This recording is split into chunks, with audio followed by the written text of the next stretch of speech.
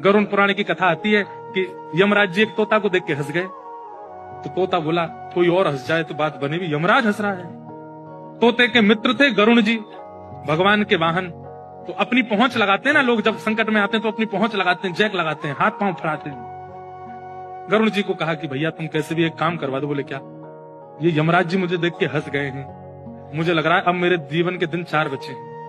तुम कैसे भी भगवान से कहकर के मेरी जो जीवन अवधि है उसको बढ़वा दो, क्योंकि मुझे पता है कि ये यमराज जी तभी हंसते हैं जब किसी को उठाना होता है। गरुड़ जी बोले भगवान से बाद में बात करूंगा, पहले तुम मेरे पास आओ, बैठो मेरी कमर पे।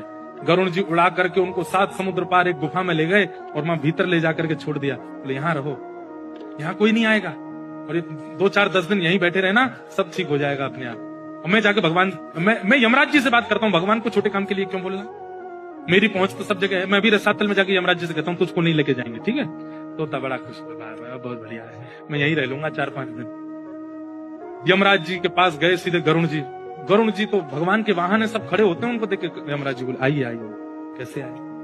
बोले हम बस एक बात कहने आए हैं, फिर हमको जाना है वैकुंठ।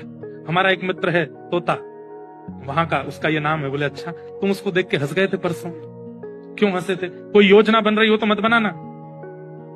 अच्छा, उस वन के तोते के बारे में? बोले हाँ, मैं तो उसको देख के इसलिए हंस गया था, मैंने कि देखो कैसे कर्म की विधि, ये अभी यहाँ बैठा है और इसकी मृत्यु 7 समुद्र पार एक गुफा में बिल्ली के खाने से होगी, और मैं ये सोच के हंस रहा था कि ये 7 समुद्र पार पहुंचेगा कैसे।